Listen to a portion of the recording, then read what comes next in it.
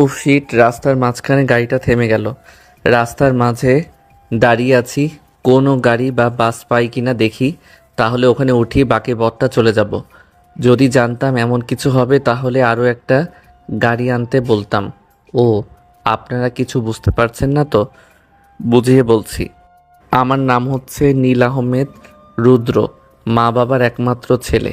বাসায় আমার একটা ছোট বোন আছে। আমার বাবা এই শহরের সবথেকে প্রভাবশালীদের মধ্যে একজন। আমি একটু সিলেট আসছিলাম আমার ফুপুর বাসায়, কিন্তু যাওয়ার সময় গাড়িটা খারাপ হয়ে যায়। গাড়ি থেকে নামার সময় ফোনটাও কোথাও পড়ে যায়। তা বলতে পারি না, নিজের জামা কাপড়গুলো ময়লা হয়ে যায়। আশেপাশে একটা টেপ দেখে ওখান থেকে পরিষ্কার করে নেই। প্রায় আধা ঘন্টা হয়েছে দাঁড়িয়ে আছি, এখনও কোনো গাড়ি আসছে না। এদিকে তেমনটা গাড়ি চলে না। আরও প্রায় 1.5 ঘন্টা দাঁড়িয়ে থাকার পরে একটা বাস দেখতে পাই। তখন বাসটা থামিয়ে ওটাতে উঠে পড়ি। বাসে উঠে দেখি কোনো সিট খালি নেই। পাশে একটা মেয়ে বসে আছে, তার পাশে একটা ফাঁকা সিট আছে। আমি গিয়ে ওখানে বসে পড়ি। আমি সিটে বসতেই মেয়েটা বলে উঠল, এ কি, আপনি এই সিটে বসেছেন কেন? পেছনে যান। এত সময় মেয়েটার দিকে খেয়াল করিনি। মেয়েটাকে ভালোভাবে তাকিয়ে দেখলাম, চোখে মোটা ফ্রেমের চশমা, ফর্সা মুখে, ঠোঁটের নিচে একটা তিল আছে। তখন আমি বললাম, কেন পিছনে বসবো? সিট কি আপনার? সিট না, কিন্তু একটা মেয়ের পাশে বসার আগে অনুমতি নিতে হয়, সেটাও কি জানেন না? দেখেন, আমার এখন বুড় অনেক খিদে পেয়েছে, বেশি কথা বললে কিন্তু আপনাকেই খেয়ে ফেলবো। মেয়েটা কোনো কথা বলল না। খেয়াল করলাম মেয়েটা চুপ করে বই পড়ছে আর মুখে কলম লাগিয়ে কি যেন ভাবছে। আল্লাহ, তুমি শেষ ভরসা। অনেক কষ্ট করে এবার ঢাকায় ভালো একটা কলেজে ইন্টারভিউ এর জন্য যাচ্ছি। চাকরিটা যেইভাবেই হোক দিও। জানি মিথ্যা আশা নিয়ে কোনো লাভ হবে না, কারণ এই দুনিয়ায় মামা চাচা আর টাকা না থাকলে কেউ কোনো চাকরি দেয় না। কিন্তু কি করব, আমি যে অনাথ। ছোটবেলায় খালা অনেক কষ্ট করে মানুষ করে, এরপর খালা মারা যাওয়ার পর নিজে কাজ করে পড়ালেখাটা শেষ করি। মেয়েটা কি জানি ভাবছিল। মেয়েটার খোলা চুলগুলো বাতাসে মুখের সামনে আসতেই মেয়েটাকে অসম্ভব সুন্দর দেখাচ্ছিল। এই প্রথম কোনো মেয়ের এমন রূপে আমি পড়ে যাই। একটু সময় দেখলাম মেয়েটা তার ব্যাগ থেকে ফোনটা বের করে সময় দেখছিল যে কয়টা বাজে। মেয়েটার ফোন বের করতে আমার মনে হলো আমি তো গাড়িটা বাইরে রেখেছি, তাছাড়া আম্মু অনেকগুলো কল দিচ্ছে। তখন আমি মেয়েটাকে বললাম, আচ্ছা আপনার ফোনটা একটু দেন তো, আমি একটা কল করব। আমার ফোন নেই, আমার ফোনে কোনো টাকা নেই। এমন কিপটামি করছেন কেন? আমার ফোনটা হারিয়ে গেছে, তাই তো একটা কল দিব। দেখুন, আমার ফোনে সত্যিই ব্যালেন্স নেই, মাত্র 100 টাকা আছে। আরে চলবে, সমস্যা নেই বলে মেয়েটার হাত থেকে ফোনটা কেড়ে নিয়ে কল করলাম আম্মুকে। আম্মুর সাথে প্রায় 10 মিনিট কথা বলার পরে এরপরে আমার বন্ধু আকাশকে কল করি। আকাশের সাথে সব কিছু খুলে বলি। হায় রে, আমার টাকা সবগুলো শেষ করে দিল শয়তান ছেলেটা। কে বলেছে নীলা তোকে ছেলেটাকে ফোনটা দেওয়ার জন্য? ছেলেটা তো চোরও হতে পারে। এই, আপনি আমার ফোনটা দেন, এখনই আমার ফোনটা দেন। আমার ফোনের সব টাকা শেষ করে দিলেন। আমি মেয়েটার কথায় হুঁশ আসলো যে ফোনটা আমার না, মেয়েটার। আমি তো মেয়েটার সব টাকা অলরেডি শেষ করে দিলাম। তাই আকাশকে বললাম মেয়েটার ফোনে রিচার্জ করে দেওয়ার জন্য 500 টাকা। মেয়েটা মুখ গোমড়া করে ওই দিকে তাকিয়ে রইল। তখন আমি মেয়েটাকে বললাম, আপনার চুলগুলো কি সুন্দর, আপনার হাতের ঘড়িটাও কিন্তু আপনাকে মানিয়েছে, আপনার চশমাটাও অনেক সুন্দর। ধন্যবাদ ভাইয়া। ভাইয়া কথাটা বলা মাত্রই আমার রাগ হলো। তখন আমি মেয়েটাকে বললাম, দেখুন এত কিছু সুন্দর, এরপর আপনি এগুলো পরার পরও আপনাকে মানাচ্ছে না, কেমন জানি পেতনির মতো লাগছে। দেখলাম মেয়েটা ফুলে লাল হয়ে গেছে পেতনি কথাটা শুনে। বলেন বলেন আরও, ভাইয়া বলেন, তাহলে তো এসব কথা শুনবেনই। আমার আপনার সাথে কোনো কথা নেই, আপনি এমনিতেই আমার সব টাকা শেষ করে দিয়েছেন। সমস্যা নেই, আমি আমার বন্ধুকে বলেছি আপনাকে রিসার্চ করে দিবে। দেখুন, আমি আপনাদের মতো বড়লোক নই যে এত টাকা নিয়ে ফোনের মধ্যে রাখবো। আর আমার এমন কথা বলার কোনো মানুষ নেই যে আমি একাই করব। আমার রিচার্জ করে দেওয়ার কোনো প্রয়োজন নেই। যাক, একটা বিষয় তো ক্লিয়ার হয়ে গেল যে মেয়েটার কোনো বয়ফ্রেন্ড বা স্বামী নেই। আর দেখে বোঝা যাচ্ছে মেয়েটা আমার থেকে 1 হতে 1.5 বছরের বড় হবে। এরপরে মেয়েটা আমার সাথে আর কোনো কথা বলেনি, আমিও মেয়েটার সাথে কোনো কথা বলিনি। প্রায় 2 ঘন্টা পরে ঢাকায় এসে পৌঁছাই। এর মধ্যে আমি বাসে ঘুমিয়ে পড়েছিলাম। মেয়েটা কোথায় নেমে গেছে তাও দেখিনি। মেয়েটার নাম্বারটা আকাশের ফোনে আছে, তাই চিন্তা না করে গাড়ি থেকে নেমে আব্বুকে কল দেই। তারপর আব্বুর গাড়ি করে বাসায় চলে আসি। বাসায় আসতেই আম্মু বলে উঠল, কিরে নীল, তোর আসতে দেরি হলো কেন? আম্মুকে সব কিছু খুলে বলি। এরপর দেখি নিচ থেকে আমার ছোট বোন আসে। আসার পরে বলে, ভাইয়া তুই আমার জন্য কি নিয়ে আসছিস? আমি তোর জন্য কি আনবো রে? তুই তো ডাইনি, সকালে আবার ঘুম নষ্ট করার দায়িত্ব তোর থাকে। যা, তোর সাথে কথা নেই। তুই আমার সাথে আর কথা বলবি না। আর আমার পিচ্চি বোনটা বুঝি রাগ করেছে। এই দেখ, তোর জন্য আমি অনেক খেলনা এনেছি। ওয়াও ভাইয়া, থ্যাংক ইউ ভাইয়া। পিচ্চি উপরে চলে যাই। আমি কিছুক্ষণ আম্মুর সাথে কথা বলে আমার রুমে চলে যাই। এরপরে সন্ধ্যার দিকে গিয়ে মার্কেট থেকে একটা ফোন কিনে নিয়ে আসি। আকাশকে ফোন দিয়ে মেয়েটার নাম্বারটা নেই। এরপরে নাম্বারটা একটা বন্ধুকে দিয়ে বলি ওর পুরো ডিটেলসটা বের করার জন্য। এরপরে জানতে পারি মেয়েটার নাম নীলা। ওর এই পৃথিবীতে আপন বলতে কেউ নেই। ঢাকায় আসছে একটা জবের জন্য।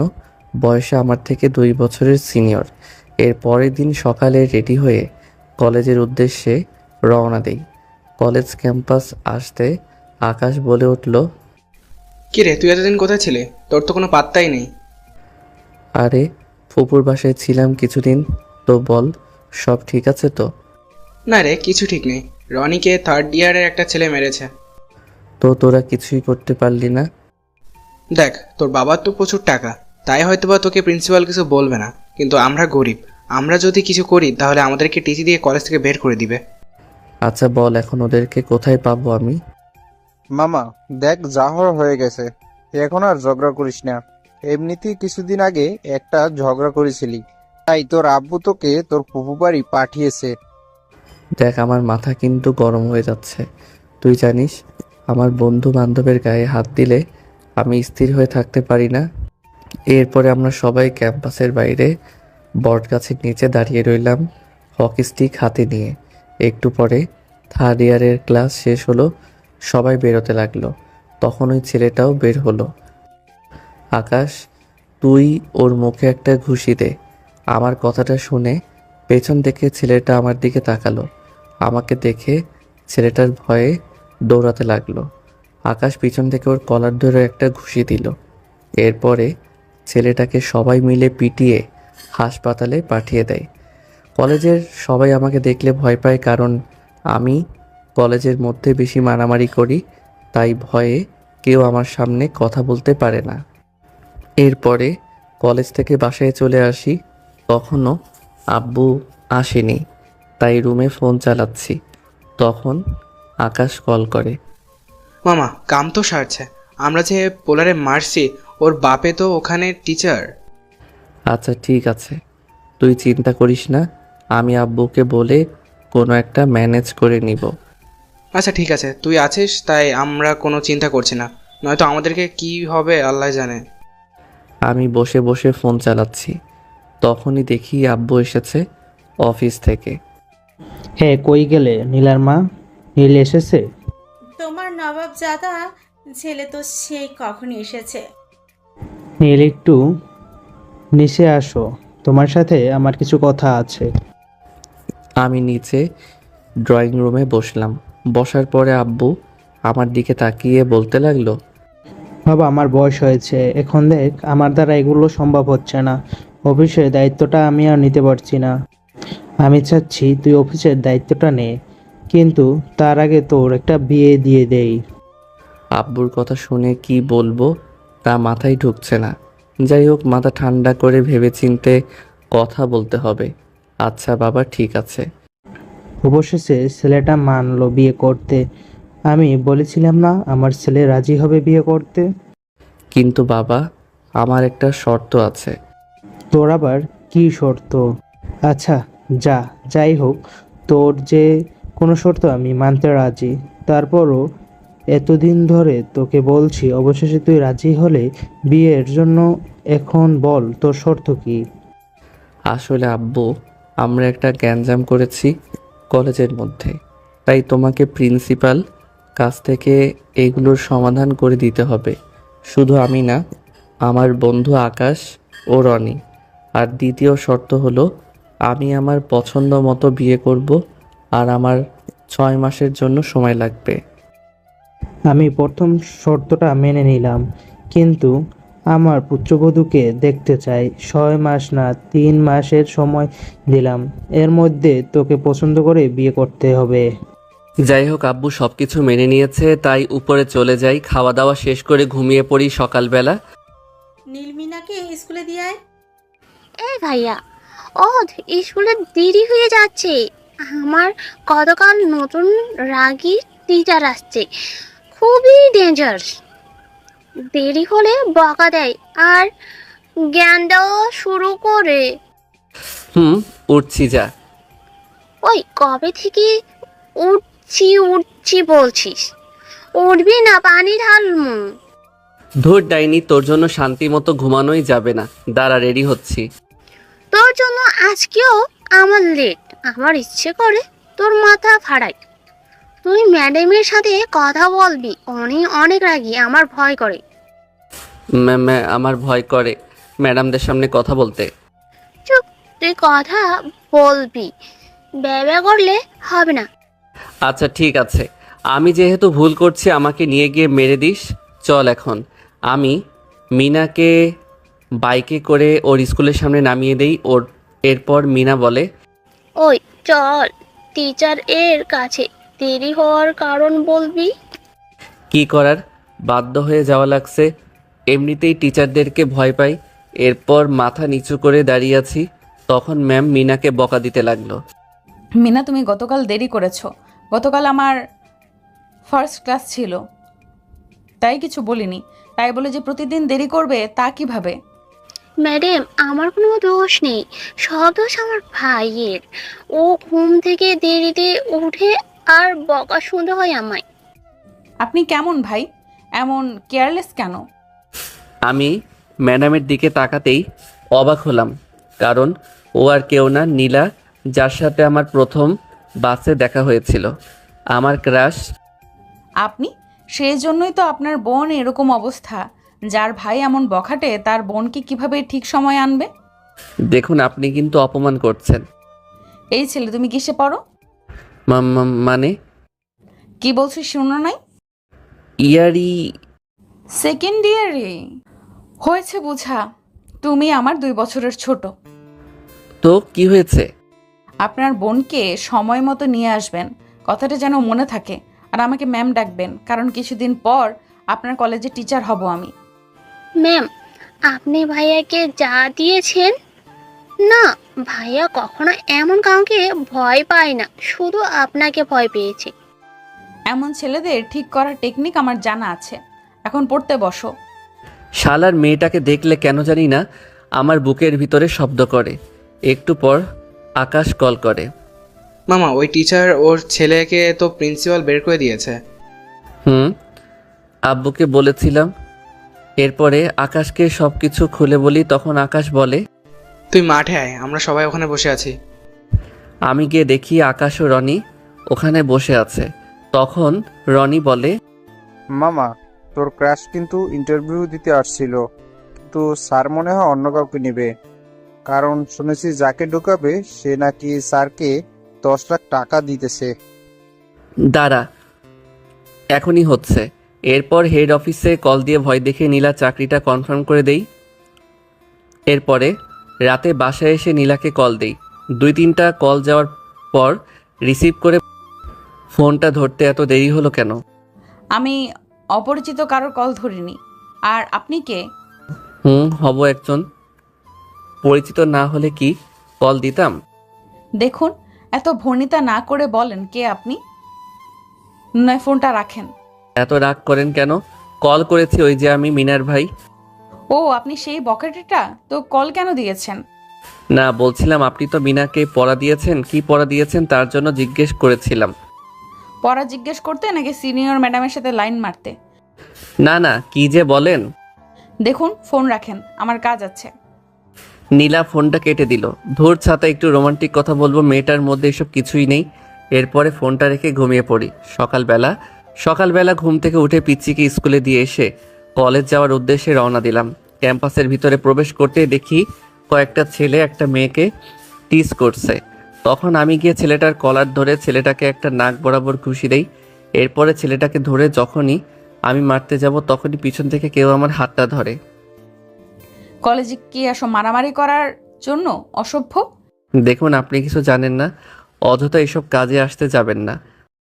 নীলার কাছে এসে দুটো থাপ্পড় দিয়ে বেয়াদব, আমি এই কলেজের নতুন টিচার, আমি জানবো। কে জানবে? তখন আকাশ এসে বলে, ম্যাম, আসলে এই ছেলেটা এই মেয়েটাকে কিস করছিল, তাই নীল এসে এই ছেলেটাকে উচিত শিক্ষা দিয়েছিল। তখন ওই মেয়েটাও নীলার কাছে সব কিছু খুলে বলে। তখন নীলার কাছে এসে ওই ছেলেটাকে দুটো থাপ্পড় দিয়ে ওখান থেকে চলে যেতে বলে। নীলার থাপ্পড় খেয়ে আমার ঠোঁটের নিচ থেকে রক্ত বের হতে লাগলো। নীলা আমার কাছে কিছু একটা বলতে চাইলো, কিন্তু আমি না শুনে নীলার কাছ থেকে চলে আসি। কি ফাজিল ছেলে রে বাবা, বুঝলাম আমার একটু ভুল হয়েছে, তাই বলে কি কথা শুনবে না? আমি আর ক্লাস করলাম না, আকাশ আর অনিককে বলে ওখান থেকে চলে আসলাম। রাতে শুয়ে ফোন চালাচ্ছিলাম, তখনই আমার ফোনে কল আসলো। কলের নাম্বারটা দেখে আমি অবাকই হলাম, কারণ ফোন নাম্বারটা অন্য কারো না, ছিল নীলার। কলটা রিসিভ করতে ওপাশ থেকে বলে উঠল, আসসালামু আলাইকুম, কেমন আছেন? কেন? আপনার কি মনে হয়েছে, আপনি কি ভেবেছেন আপনার থাপ্পড় খেয়ে আমি খারাপ থাকবো? দেখুন, একটু ভুল বোঝাবুঝি হয়েছে, সেজন্য আমি আপনাকে সরি বলার জন্য আপনাকে কল করেছি। কিন্তু এখন দেখছি সে সরিটাও বলবো না, কারণ আপনার ব্যবহারটা আমার ভালো লাগেনি। আর হ্যাঁ, আপনাকে একটা কথা বলি, সিনিয়র মেয়েদের পেছনে লাইন মারা বন্ধ করুন। আমাকে মিনা সব কিছু বলেছে। কি? তার মানে আমি যে নীলাকে পছন্দ করি সব কিছু বলে দিয়েছে?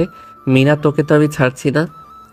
তখন আমি নীলাকে আমার উদ্দেশ্যে করে বললাম, দেখুন, আপনি সরি কিভাবে বলবেন তা আমি জানি না, কিন্তু আপনি যদি সরি নাও বলেন, কিভাবে বলে নিতে হয় সেটাও আমার জানা আছে। আমার সাথে মাস্তানি করবেন? আমি কিন্তু আপনার কলেজের টিচার। ঠিক আছে, আসেন, তখন দেখা যাবে কে কি করতে পারে। আগামীকাল কলেজে আসুন, দেখা যাবে। নীলা এরপরে কলটা কেটে দেয়। তারপর আমি কিছুক্ষণ ফেসবুক চালিয়ে ঘুমিয়ে পড়ি। সকালবেলা ফ্রেশ হয়ে নিচে আসতে আব্বু বলল, নীল, আজকে আমার শরীরটা ভালো না, চল আমার সাথে আজকে অফিসে চল। আব্বু, আজকে আমার একটা বিশেষ ক্লাস আছে, তাই আমি আজকে তোমার সাথে যেতে পারবো না। কি এমন বিশেষ ক্লাস? আমি তো জানি তুই ঠিকভাবে নিজের ক্লাসটাই করিস না, তাহলে আজকে এমন কি বিশেষ কাজ? মনে করো তোমার পুত্রবধূকে পটানোর চেষ্টা করছি। তাহলে ঠিক আছে, আমি কিছু বলবো না। যত তাড়াতাড়ি পারিস আমার পুত্রবধূকে ঘরে তুলে নিয়ে আয়।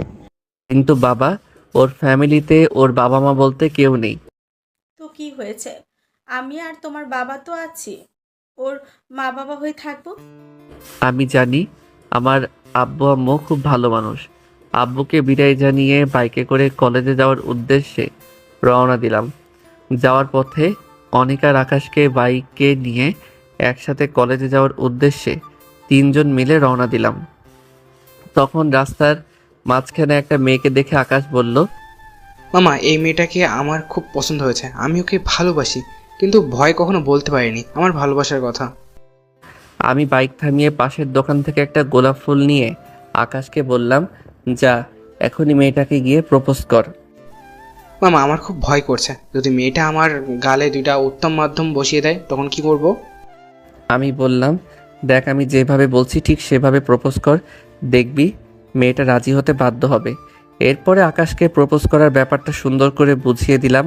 এরপরে আকাশ মেয়েটার কাছে গিয়ে হাঁটু গেড়ে বলতে লাগলো, স্বপ্ন দিয়ে আঁকি আমি সুখের সীমানা, হৃদয় দিয়ে খুঁজি মনের ঠিকানা, ছায়ার মতো থাকবো আমি তোমার পাশে, যদি একটু ঠাঁই দাও তোমার হৃদয়ের মাঝারে। ভালোবাসি প্রিয়, বড্ড ভালোবাসি তোমায়। এরপর খেয়াল করলাম মেয়েটা আকাশকে জড়িয়ে ধরে। তারপর আকাশের সাথে অনেক সময় ধরে কথা বলে দুজন। আর আমি আর অনিক তো শালার বডিগার্ডের মতো দাঁড়িয়ে আছি। তুই এটা কোন কাম করলি? এখন তো বরবাদ শালা। মেয়ে মানুষ পেয়ে ভুলে গেছিস? আরে ও আমাকে মেয়েটার কথা অনেক আগে বলেছে, কিন্তু আমি সিরিয়াসলি নেই নাই। কিন্তু ও পরে বলেছে সত্যি ওই মেয়েটাকে পছন্দ করে, তাই দুজনকে এক করে দিলাম। ওরটা তো করে দিলি, তোরটা কি হবে? আমারটার কি তোদের আজ দেখাবো।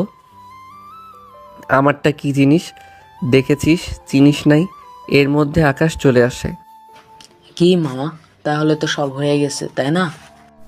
থ্যাঙ্কস মামা, তোরা ছাড়া হয়তো আর কখন ওরে আমি আমার মনের কথা বলতে পারতাম না। ঠিক আছে, পরে পিরিত করিস, এখন ক্লাসে চল। মামা কাহিনী কি, আজ এত তাড়াতাড়ি ক্লাসে যাবি? আরে তোদের ভাবির ক্লাস একটু পর।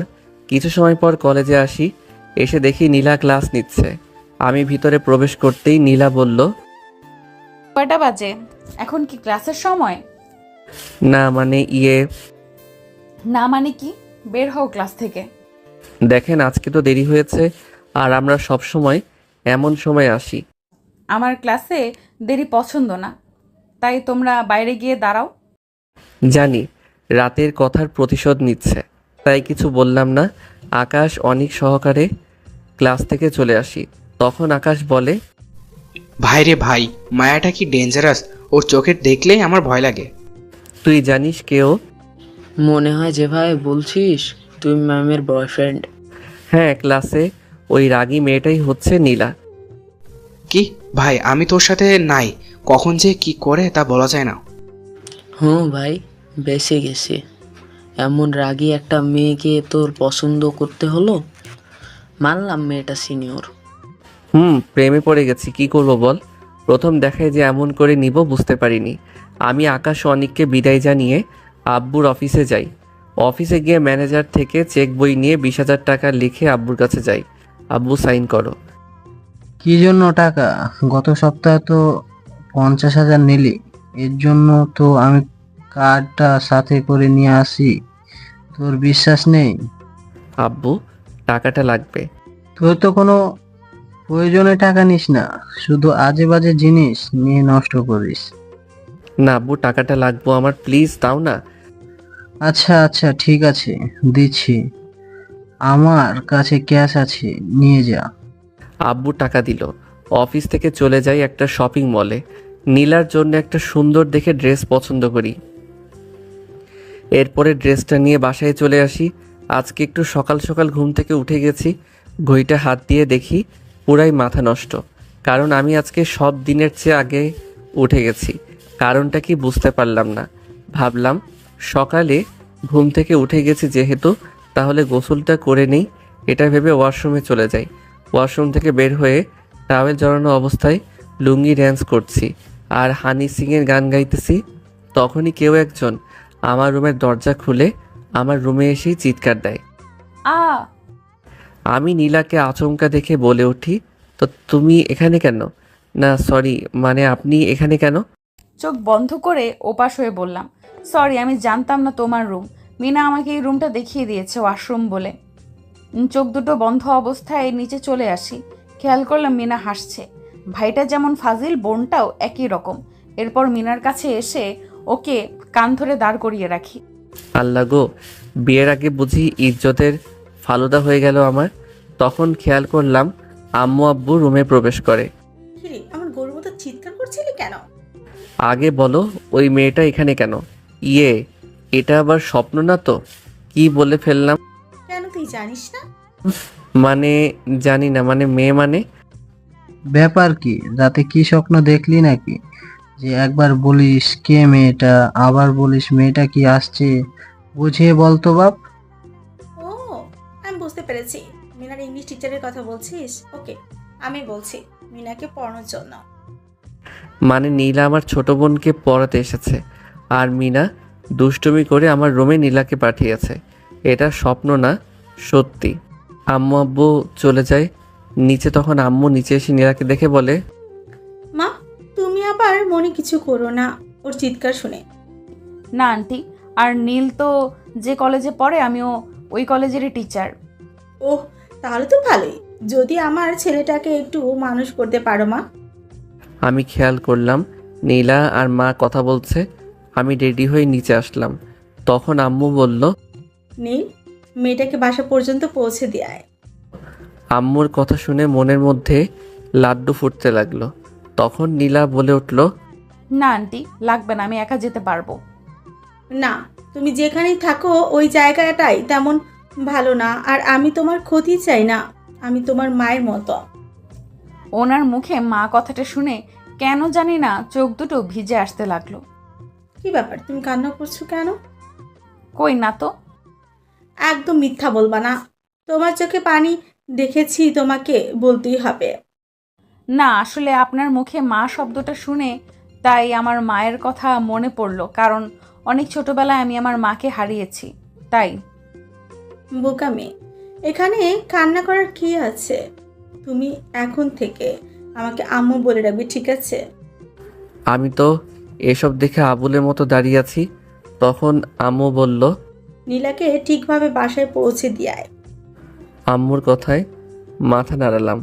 নীলাকে ওর বাসায় দিয়ে আসতে লাগলাম। নীলা আজকে একটা নীল রঙের ড্রেস পরেছে। ওকে দেখতে কি অপরূপ সুন্দর দেখাচ্ছে বলে বোঝানো যাবে না। আমি নীলার পিছনে পিছনে হাঁটছি আর নীলার সামনে। তখন নীলাকে বললাম, ম্যাম, আমি আপনাকে কিছু একটা দিতে চাই। কি? তখন গতকাল শপিং থেকে কিনা শাড়িটা নীলার হাতে দিই। এখানে কি? আপনার জন্য। নীলা শাড়িটা খুলে দেখে। তখন নীলা খেয়াল করে শাড়িটার মধ্যে লেখা আছে আই লাভ ইউ। তখন নীলা, তুমি কি ভেবেছো ওই দিনের সাধারণ বিষয়টা নিয়ে অধিকার দেখাবে? আমি তোমাকে কখনো মেনে নিতে পারবো না। নীলা আমাকে একটা থাপ্পড় দিয়ে ওখান থেকে চলে যায়। সমস্যা নেই, আমিও দেখব ও কিভাবে আমাকে না মানতে পারে। আপনারা বুঝতে পারছেন না তো কিসের অধিকার? একটু দাঁড়ান, সব বলছি। নীলকে একটা থাপ্পড় দিয়ে ওখান থেকে চলে আসে। আমি জানি নীল অনেক কষ্ট পেয়েছে, কিন্তু আমি কি করব? আমিও যে তোমায় ভালোবাসি, কিন্তু আমাকে তোমার বাবা মাও এই সমাজ মেনে নেবে না। তাই আমি চাইলেও তোমাকে আপন করে নিতে পারবো না, কারণ আমি এতিম। থাপ্পড়টা একটু জোরে লেগেছে, সমস্যা নেই, ভালোবাসা নিয়ে সব পুষিয়ে নিব। ও আপনাদের তো বলা হয়নি আমার সাথে নীলার কিসের অধিকারের কথা। মনে আছে যখন বাসে প্রথম নীলার সাথে দেখা হয়েছিল? সেদিন বাসটা ঢাকায় যাওয়ার উদ্দেশ্যে ঠিকই রওনা দিয়েছিল, কিন্তু মাঝপথে ওই এলাকায় একদল ডাকাত ওই বাসটা জিম্মি করে। সেদিন মোটা ফ্রেমের চশমা চোখে দিয়ে মেয়েটা কি যেন বড় বড় চোখ দিয়ে পড়ছে। হঠাৎ করে কিসের জন্য একটা শব্দ হলো, তখনই বাসটা থেমে যায়। বাসটা থামতেই কতগুলো লোক গাড়িটায় উঠে যায়। উঠে লোকগুলোর মধ্যে একটা দাড়ি গোঁফওয়ালা লোক বলে ওঠে, এই বাসটা হাইজ্যাক করা হয়েছে। আপনারা একে একে সবাই নিজেদের জিনিসগুলো দিয়ে যান। আমি আবার কাল্লু ডাকাত, ভদ্রভাবে কথা বলতে পছন্দ করি। কিছু থেকে কিছু হলে কিন্তু বিনা টিকিটে উপরে পাঠিয়ে দেব। হাহা। বাসের মধ্যে সবাই তো ভয়ে কাট। আমিও কিছু করতে পারলাম না, কারণ ডাকাতদের হাতে ছিল পিস্তল। তখন খেয়াল করলাম মেয়েটা ভয়ে বাচ্চাদের মতো কান্না শুরু করলো। তখন ডাকাতদের সর্দার বলল, এই, ওই মেয়েটাকে নিয়ে আয়। বেশি চিল্লাচিল্লি করছে, ওকে বন্ধ করার ঔষধ দিয়ে দিই। তখন দুটো ডাকাত নীলাকে ধরে আনতে গেলে আমি বাধা দিলে তখন সর্দার বলে, দুইটাকে নিয়ে বাইরে মুখ বন্ধ করে বেঁধে রাখ। এরপরে ডাকাতগুলো আমাকে আর নীলাকে বেঁধে বাইরে রেখে দিয়ে বাসের ভিতরে সবার কাছে থেকে লুট করতে লাগলো। নীলা আমার পিছনে বাধা ছিল, তাই ওকে ইশারায় বললাম বাঁধনটা খুলে দিতে। তখন ও মুখ নাড়িয়ে বলে কিছুই বুঝতে পারছে না। আমি আস্তে আস্তে পিছনের হাত দিয়ে নীলার বাঁধনটা খুলি। তখন নীলা আমার বাঁধনটাও খুলে দেয়। তখন নীলার হাত ধরে জঙ্গলের দিকে দৌড়াতে লাগি, কারণ ডাকাতগুলো জঙ্গলের দিকে আসবে না। তখন নীলা বলে, আপনি এখানে কোথায় আসলেন? এখানে তো শুধু জঙ্গল ছাড়া আর কিছুই তো দেখছি না। আপনি আমাকে বাইরে নিয়ে যান। হ্যাঁ, এটা আমার শ্বশুর বাড়ি, তো সেজন্য আমি আপনাকে এখানে নিয়ে এসেছি। আর আমি জানি এখান থেকে কিভাবে বের হতে হয়। জানেন তো? কেন নিয়ে আসলেন? ও আমার ভুল হয়েছে, আপনাকে ওইখানে ওই ডাকাতের মাঝে রেখে দেওয়ার প্রয়োজন ছিল। যখন ওই ডাকাতগুলো আপনাকে গুলি করে মেরে ফেলতো তখন ভালো হতো। জানেন না তো কেন নিয়ে আসলেন? এই জঙ্গলে আমার ভয় লাগছে, প্লিজ একটু আলো জ্বালান না। এই মেয়ে চুপ করো, এতক্ষণ ধরে তোর বক বক শুনতেছি, আর একটা কথা বললে এখানে ফেলে দিয়ে চলে যাব। এই এই আমাকে বকা দিচ্ছেন কেন? এরপর আমি সামনে খুঁজতে লাগলাম কোথাও বের হওয়ার রাস্তা পাওয়া যায় কিনা, কারণ জঙ্গলটা ঘন অন্ধকারে, ভিড়ের মধ্যে কোথাও কোনো আলো নেই, এমনকি কোনো রাস্তা খুঁজে পাচ্ছি না। এরপরে আমি আর নীলা হাঁটতে হাঁটতে একটা আদিবাসীর জঙ্গলে ঢুকে গেলাম। তখন ওখানে দেখলাম একটা বৃদ্ধ লোক দাঁড়িয়ে আছে। তখন ওই বৃদ্ধ লোকটার কাছে গিয়ে বের হওয়ার রাস্তাটা খুঁজতেই বুঝতে পেরেছি, তোমরা জঙ্গলে হারিয়ে গেছো। আগে বলো, তোমরা কি দুজন স্বামী স্ত্রী? হ্যাঁ, আমরা দুজন স্বামী স্ত্রী। কি সব বলছো তুমি এগুলো? ওনা মিথ্যা কথা বলছে। আমরা দুজন বাসে একসাথে আসছিলাম, কিন্তু মাঝপথে ডাকাত আমাদের বাস হাইজ্যাক করে। তাহলে তোমরা দুজন স্বামী স্ত্রী না? তখন লোকটা এই কথাটা শুনে আরও কিছু লোককে ডেকে আনে। তখন ওই লোকগুলো এসে আমাকে আর নীলাকে একসাথে বেঁধে ফেলে। তখন ওই বৃদ্ধ লোকটি বলতে শুরু করে, আজকে অমাবস্যা রাত, এই রাতে কোনো ছেলে মেয়ে একসাথে থাকতে পারে না, কিন্তু তোমরা স্বামী স্ত্রী না, তাই তোমাদের এই জায়গায় বিয়ে দেওয়া হবে। এই, তোরা ওদের উপর নজর রাখ। বলেন, আরও সত্যি বলেন। এখন তো খুশি হয়েছেন। আমি মিথ্যা কথা বলতে পারি না। এখন সত্যি কথা বলে তো উদ্ধার করছেন। ওই এলাকার কিছু আদিবাসী মেয়ে এসে নীলাকে সাথে করে নিয়ে যায়, আর কিছু ছেলে এসে আমাকে ওদের সাথে করে নিয়ে যায়। আমাকে ও নীলাকে একটা রুমে আটকে দিয়ে ওরা কি জানি করতে থাকে। এরপরে ওদের নিয়ম অনুযায়ী আমার আর নীলার বিয়ে দেয়। তখন নীলাকে আর আমাকে একটা রুমের ভিতরে দিয়ে বাহিরে দিয়ে দরজা লাগিয়ে দেয়। আমি কখনো ভাবিনি আমার সাথে এমন কিছু হয়ে যাবে, আমার এমনভাবে বিয়ে হবে। নীলাকে হয়তো প্রথম দেখায় আমার ভালো লাগে, কিন্তু আমি কল্পনাও করতে পারিনি যে আমার সাথে ওর এইভাবে বিয়েটা হবে। যেহেতু বিয়েটা হয়ে গেছে, সে এখন আমার স্ত্রী। এই দিনটার জন্য আমি অনেক অপেক্ষা করেছিলাম, কিন্তু কে জানতো এইভাবে আসবে। সেই দিনটা বাসরাত নিয়ে কতই না স্বপ্ন ছিল আমার। আজকে সব স্বপ্ন শেষ হয়ে গেল। তখন আমি নীলার সামনে আসতেই নীলা বলে উঠল, দেখুন, আপনি আমার কাছে আসবেন না। আর এখানে যা কিছু হয়েছে এটা একটা অ্যাক্সিডেন্ট ছাড়ার কিছু না। দেখুন, আপনার কাছে এটা সামান্য অ্যাক্সিডেন্ট, কিন্তু সত্যি যে আপনার সাথে আমার বিয়ে হয়েছে এবং আপনি আমার স্ত্রী। দেখুন, আপনি আমার কাছে স্বামীর অধিকার নিয়ে আসবেন না। এটা শুধু একটা অ্যাক্সিডেন্ট ছাড়ার কিছু না। আমি আর কিছু বললাম না। রাতে মেঝেতে শুয়ে পড়লাম। সকালে ওই বৃদ্ধ লোকটি, তোমাদের দুজনকে কিন্তু একসাথে খুব সুন্দর দেখায়। আমি আশাবাদ করি তোমরা দুজন সবসময় সুখে থেকো। এরপর বৃদ্ধ লোকটা শহরের রাস্তা দেখিয়ে দেয়। তখন আমি আর নীলা ওখান থেকে চলে আসি। আপনারা তো পরের কাহিনী জানিনি কি হয়েছে, কিন্তু নীলা আমাকে ওই ঘটনার জন্য কিছুতেই মানতে রাজি নেই। এরপর বাসায় চলে আসি। মিনাকে স্কুলে দিয়ে এসে কলেজে যাওয়ার উদ্দেশ্যে রওনা দিই। কলেজ ক্যাম্পাসে এসে দেখি আকাশ ও অনেক বটগাছের নিচে বসে আছে। কি মামা, তোমার তো খবর নেই, আজকাল তো দেখি অনেক বেশি প্রেম করো। তা তো করবেই, ম্যামের ক্রাশ বলে কথা। তো বিয়ে কবে করছিস? বিয়ে তো করেছি। মানে বিয়ে করলি মানে? এসব কি বলিস? আমাদের না জানিয়ে তুই বিয়ে করে ফেললি? না বন্ধু, এটা মানতে পারলাম না। দূর শালা, কথাটা তো শোন। নিজের ভালোবাসা দিয়ে মানিয়ে নিতে হবে। কিন্তু এখন তো কি জানি করছে। কি আর করার, শালারা পকেট ফাঁকা করার ধান্দায় আছে। আকাশ আর অনিককে বিদায় জানিয়ে বাসায় চলে আসি, কারণ আজকে আর ক্লাস করিনি। বাসায় আসতে পিচ্চি বোন, ওই, তুই আমার ব্যাগ থেকে চকলেট কি করেছিস? খাওয়ার জিনিস কি রেখে দেই? সেটা তোর থেকে আমি ভালো জানি। তাহলে জিজ্ঞেস করছিস কেন? কারণ আমার চকলেট নেই, তুই কিন্তু রাখাস না আমারে। আমি জানি তুই খেয়েছিস। এই প্যাকেট আমি তোর রুম থেকে পাইছি। তো কি হয়েছে? এটা যে তোর চকলেট, তার প্রমাণ দে। আম্মু আম্মু দেখো, তোমার ছেলে আমার চকলেট খেয়ে ফেলেছে। কি রে ভাই বোন দুটো আবার টম জেরির মতন শুরু করলি? ওরা তো একটু থামে, তোদের তো তাও হয় না। হয়েছে কি বল? তোমার ছেলে আমার ব্যাগ থেকে চকলেট চুরি করে খাইছে। আম্মু, মিথ্যা কথা কই এই পেতনি। আমার সব জানা আছে। এখন শোন, তুই ওর জন্য এক প্যাকেট চকলেট নিয়ে আসবি। হইছে, খেলাম দুটো, আনতে হবে এক বক্স। মামা বাড়ির আবদার।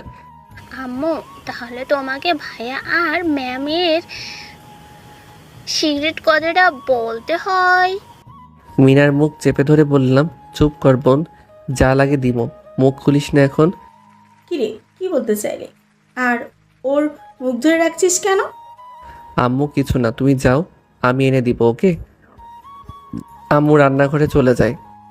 ওই ছাড় কুত্তা, আমি আম্মুকে সব বলে দেব।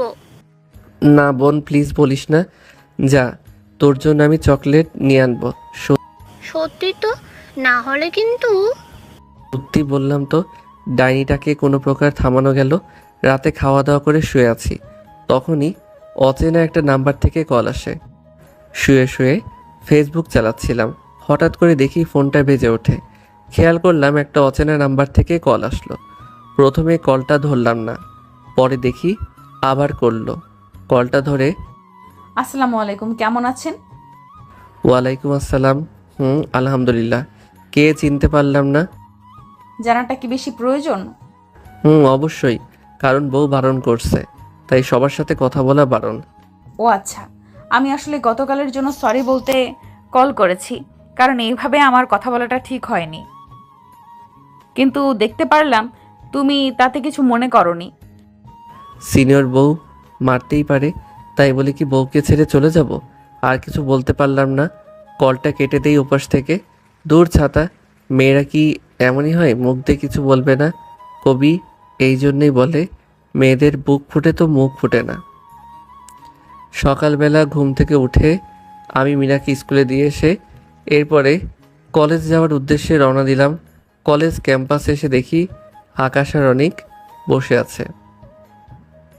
আমি ওদের সামনে যেতেই ওরা আমাকে দেখে বলে উঠল, দেখ মামা, রোমিও চলে এসেছে। রোমিও চলে এসেছে, কিন্তু আসতে একটু লেট করে ফেলছে। একটু আগে নীলা ম্যামের ক্লাস শুরু হয়ে গেছে। আমরা তোর জন্যই অপেক্ষা করছি, তুই এইমাত্র আসলি। নীলা আজকে একটা নীল রঙের শাড়ি পরে এসেছে। ওকে তো একেবারে পরীর মতো লাগছে। আমি যেন ওর দিক থেকে চোখ সরাতে পারছি না। কি রে শালা, এভাবে দাঁড়িয়ে দাঁড়িয়ে কি দেখছিস? তোর একটুও লজ্জা করছে না? দূর হালা, লজ্জা তো মেয়ে মানুষের থাকে, ছেলে মানুষের লজ্জা বলে কোনো কিছু থাকে নাকি? এই এখন চল তো ক্লাসরুমে, এত কথা না বলে। শালা দুইটা গিয়ে দুটো মেয়ের পাশে গিয়ে বসলো। জানি শালা দুইটা লুচু, মেয়ে দেখলে মনে ওদের লাড্ডু ফোটে। আমি পিছনের একটা বেঞ্চে বসতেই পাশের একটা মেয়ে সামনের সিট থেকে আমার পাশে এসে বসে। খেয়াল করলাম এটা নেহা। নেহা এসে আমার পাশে বসে বলে ওঠে, কি ব্যাপার নীল, তোমাকে তো খুঁজেই পাওয়া যায় না। গত 1 মাস ধরে তো ক্লাসেও দেখিনি। আসলে একটু ফুপুর বাসায় গিয়েছিলাম। ও, তোমাকে আমি কত খুঁজেছি, কিন্তু ওরা কেউ বলতে পারেনি তোমার কথা। কেন বলো তো? নেহা কিছু একটা বলতে যাবে, তখনই খেয়াল করি নীলা রেগে ওঠে। নেহার দিকে রাগি চোখে তাকিয়ে বলে ওঠে, এই মেয়ে, তুমি না সামনে ছিলে, এখন ওই সিটে কেন গেলে? এখানে কি পড়াশোনা করতে এসেছো না প্রেম করতে? যাও ওই সিটে গিয়ে বসো।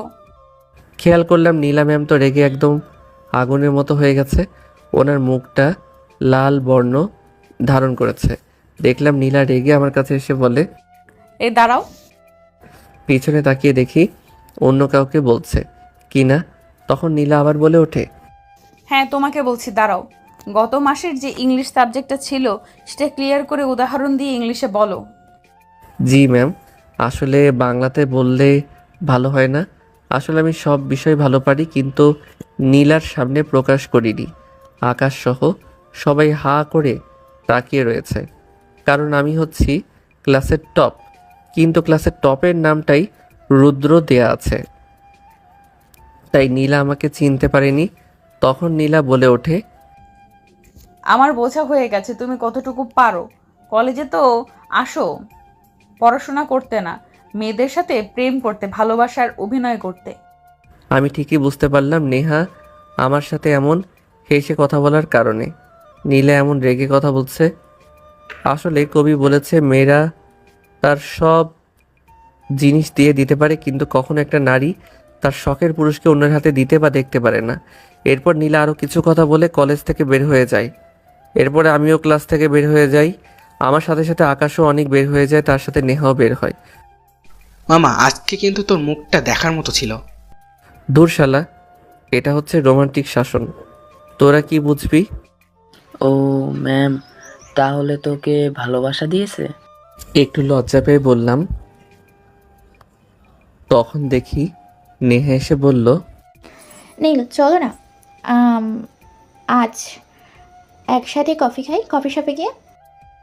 না আসলে নেহা হয়েছে কি, বাসায় না আমার একটু কাজ আছে, তাই তাড়াতাড়ি বাড়ি যেতে হবে নেহার থেকে পিছু ছুটানোর জন্য। অনিকার আকাশকে বাই বলে ওখান থেকে গাড়ি পার্কের ওখানে চলে আসি।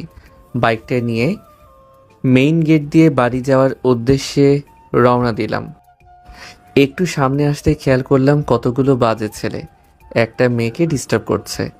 একটু সামনে এগিয়ে যেতে দেখলাম নীলাকে ছেলেগুলো ডিস্টার্ব করছে আর আজে বাজে কথা বলতে লাগলো। আমার মাথা প্রচণ্ড পরিমাণ গরম হয়ে যায়। আমি বাইক থেকে নেমে ছেলেগুলোর সামনে যাই। ছেলেগুলোর মধ্যে একটা এসে আমার সামনে আসতেই চিনে যায় কে, তাই ছেলেগুলো ভয় পালাতে লাগলো। ওদের মধ্যে একটা ছেলেকে ধরে ফেলি। যখনই একটা ঘুষি দিতে যাব তখনই, কি করছেন আপনি? আপনি ওদেরকে মারবেন না প্লিজ, আমি মারামারি পছন্দ করি না। মারবো না কেন? ওদের সাহস কত বড় তোমাকে দেখে টিচ করে, তোদেরকে বলছি। আর কখনো যদি ওর দিকে এভাবে তাকাস তাহলে তোদের চোখ আমি উপরে তুলে নেব। আমি ছেলেটার গলা টিপে ধরে কথাগুলো বলতে লাগলাম। ছেলেটার শ্বাস বন্ধ হয়ে যাচ্ছিল। তখন নীলা, প্লিজ ছাড়ুন, না হলে ও তো মারা যাবে এইভাবে গলা টিপে ধরলে। এরপরে ছেলেটাকে ছেড়ে দেই। বাইকে উঠে নীলাকে বলতে লাগি, বাইকে ওঠো, আমি তোমাকে বাসায় নামিয়ে দিচ্ছি। না লাগবে না, আমি একাই যেতে পারবো। তোমাকে আমি বাইকে উঠতে বলেছি। একটু রেগে কথাটা বললাম। আমার রাগ দেখে নীলা ভয়ে বাইকের দিকে আসতে লাগলো আর বিড়বিড় করে বলতে লাগলো, কি ফাজিল পোলারে, কত জোরে ধমক দেই, আমার ভয় করে না বুঝি। যাই হোক, আর যদিও না থাকতো কি যে হতো। আমি সবসময় আল্লাহর কাছে চেয়েছি আমার জীবনসঙ্গী যেন সবসময় আমার পাশে থাকে। মনে মনে কথাগুলো বলছি। এরপর নীলের বাইকে উঠে বসি। নীলা যেই বাসায় ভাড়া থাকে ওই বাসায় নিয়ে আসি। তখন বাড়িওয়ালা চাচা সামনে দাঁড়িয়েছিল। তখন বাড়িওয়ালা চাচা আমাকে আর নীলাকে দেখে বলে ওঠে, বাহ বাবা, ঠিক তো রং তামাশা করছো, কিন্তু আমার ভাড়ার কি হয়েছে? আজ কয় তারিখ? কবে দিবে ভাড়া? আসলে চাচা, আসল নকল আমাকে বোঝাতে এসো না, আমার টাকা লাগবে। নীলার সাথে লোকটা এমন খারাপভাবে কথা বলা দেখে আমার মাথা গরম হয়ে যায়, কিন্তু নীলার সামনে কিছু বলা যাবে না। তখন বাড়িওয়ালা আবার বলে, আমার মাসের শেষ তারিখে ভাড়া দেওয়ার কথা ছিল। আসলে চাচা, আমার বেতনটা পেলে আপনাকে দিয়ে দিব। কবে পাবে টাকা? আর কবে দিবে? টাকা যদি না দিতে পারো, বাইরে ছেলে না এনে আমাকে। আর কোনো কথা না বলতে দিয়ে একটা থাপ্পড় বসিয়ে দেই লোকটার মুখে। তোর এত বড় সাহস, তুই এই রফিক মোল্লার গায়ে হাত দিস? তোমাকে কে বলেছে ওনার গায়ে হাত তুলতে? আমি কিছু বলতে যাব তখনই আমাকে থামিয়ে দিয়ে বলতে লাগলো, প্লিজ তুমি আর আমাকে অশান্তির মধ্যে ফেলো না, আমি এমনিতেই টেনশনের মধ্যে আছি। ঠিক আছে, মনে থাকবে যেন। আমি কিছু বললাম না। বাইকটা নিয়ে সামনে চলে গেলাম। বাইকটা একটু সামনে রেখে পিছনের দেয়াল থেকে খেয়াল করলাম নীলা বাসায় চলে যায়। তখন সামনে থেকে গিয়ে বুড়োর কলারটা ধরি। এই তোর সাহস কম না, তুই আমার কলার ধরছিস? তুই জানিস আমি এই এলাকার যতগুলো বাড়ি আছে সবগুলোর বাড়ির মালিক। আমি তোকে ভালো করে চিনি, হয়তো তুই আমাকে চিনিস না। তুই যে বিল্ডারে কাজ করিস সে বিল্ডারের মালিকের নামটা তো ও তোর ঠিকই মনে আছে, তাই না? মানে তুই কি বলতে চাচ্ছিস? আমি তোকে কিছুই বলতে চাচ্ছি না, শুধু এতটুকু বলছি, তুই যে রফিক সাহেবের বিল্ডারে কাজ করিস আর সে রফিক সাহেব আমাদের কোম্পানির ম্যানেজার। RN গ্রুপের নাম তো তুই শুনেছিস। তার মানে তুই কি বলতে চাস? তোকে আমি এটাই বোঝাতে চাচ্ছি যে RN কোম্পানির মালিক আমি নিজেই। তুই আমার সাথে মজা করছিস? আমি এসব হলে ভয় পেয়ে যাব। আর তুই যদি এই কোম্পানির মালিক হতি তাহলে এই ছোট লোক মেয়ের পিছনে তুই থাকিস না। শালার মুখে এমন কথাটা শুনে মাথাটা প্রচণ্ড পরিমাণ গরম হয়ে যায়। এরপরে ম্যানেজারকে কল করে সব কিছু বলি। তখন লাউড স্পিকার দিয়ে লোকটার সামনে ধরি। তখন ম্যানেজার ওকে সব কথা বলে।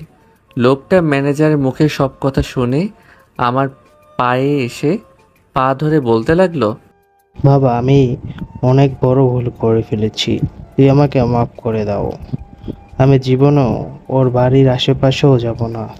আমি তোমাকে কথা দিচ্ছি, যে ভুল করছি সে ভুল হয়তো বা শাস্তি অনেক ভয়াবহ। সেজন্য তোমার কাছে আমি আমার ব্যবসা ভিক্ষা চাচ্ছি। এবারের মতো তোকে আমি ছেড়ে দিচ্ছি, আর কখনো যদি তুই নীলার আশেপাশেও থাকিস তাহলে পরের বার কিন্তু তোকে আমি ছাড়বো না। এরপর ও ওখান থেকে চলে যায়। ওখান থেকে বাসায় চলে আসি। বাসায় এসে শুয়ে আছি, তখন দেখতে পেলাম মিনা আমার রুমে প্রবেশ করছে। জানি এখন আমাকে শান্তি দিবে না, তাই ঘুমের ভান করেছিলাম। ভাইয়া, এই ভাইয়া, শোন না, আমি জানি তুই ঘুমের ভান করে আছিস। উঠবি নাকি পানি ঢালবো?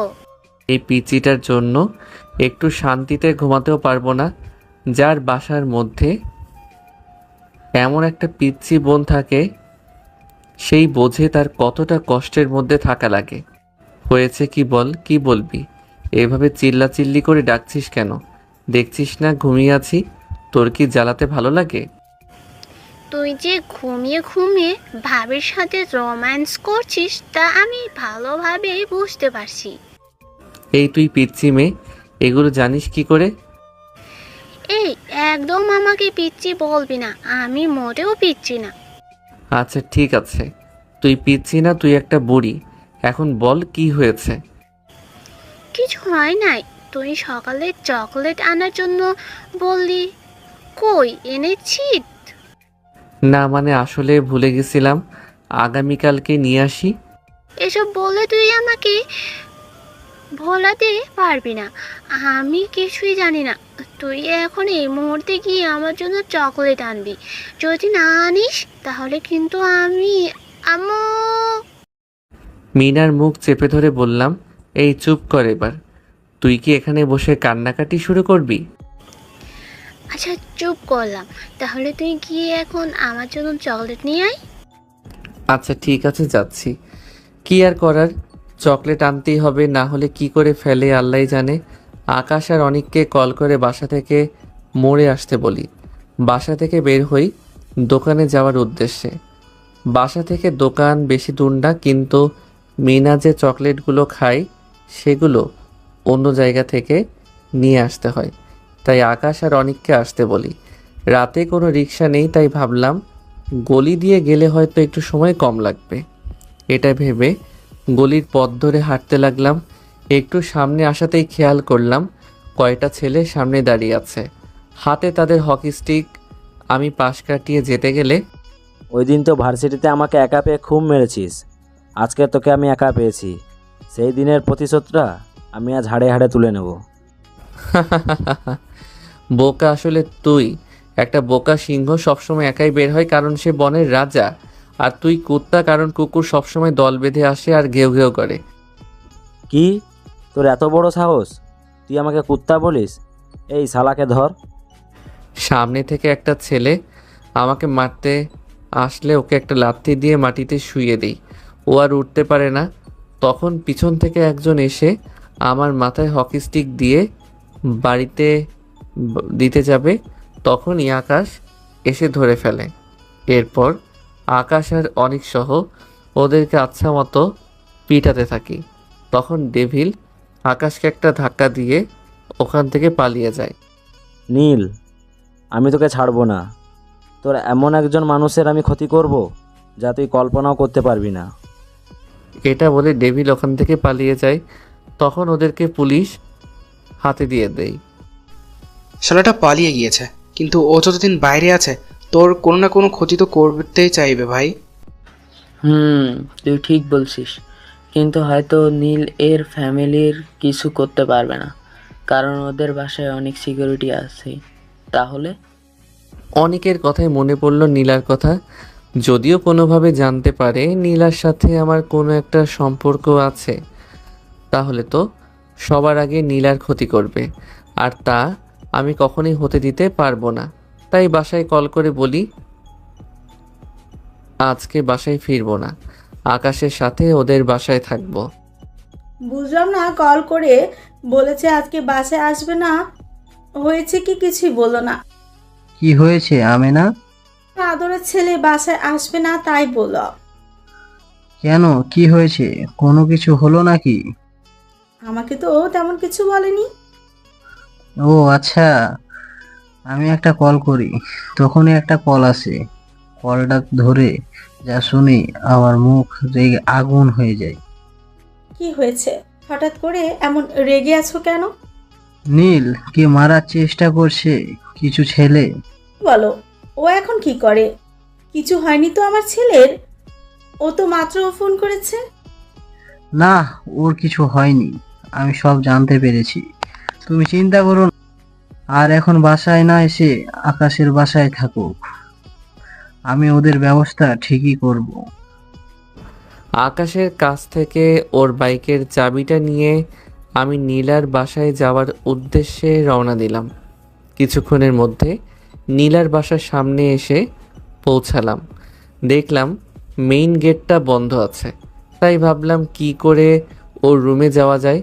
সামনে খেয়াল করলাম একটা ছোট্ট গাছ বেয়ে নীলার রুমের সামনে দিয়ে গিয়েছে। কি আর করার, বউয়ের সাথে যদি একটু রোম্যান্স করতেই হয় তাহলে তো একটু কষ্ট করতে হবে, এটাই স্বাভাবিক। তাই গাছটা বেয়ে নীলার রুমের বেলকনির উপরে উঠে পড়লাম। ভিতর দিয়ে রুমটা লক করা। ওই বাড়িওয়ালার কাছ থেকে একটা ডুপ্লিকেট চাবি নিয়েছিলাম। ওই চাবিটা বের করে রুমের দরজাটা খুলে ভিতরে ঢুকি। ভিতরে ঢুকতেই কিসে যেন একটু ঘ্রাণ নাকে বাঁধতে লাগলো। খেয়াল করলাম নীলা রান্নাঘরে রান্না করছে। বাহ, আমার বউ পাখির হাতে তো জাদু আছে, খুব সুন্দর করে রান্না করতে পারে। ইস, ক্ষুধা লেগে গেছে, একটু শুয়ে বিশ্রাম করে নেই। বিছানার দিকে তাকিয়ে হা করে রইলাম, কারণ নীলা ওর বিছানা অনেক সুন্দর করে সাজিয়ে রেখেছে। আসলে ওর সাথে আমার এমন ব্যবহার করাটা উচিত হয়নি। ও তো আমার স্বামী হয়, সেজন্য হয়তো ওই কথাগুলো ও মানতে পারেনি। তাই তো এইসব ভাবছি আমি রুমে এসে অবাক হয়ে তাকিয়ে আছি, কারণ আমার সামনে নীল শুয়ে আছে। দূর, সবসময় এমন স্বপ্ন দেখি। আচ্ছা, তুমি কি সত্যি এখানে আছো নাকি আবারও স্বপ্ন দেখছি?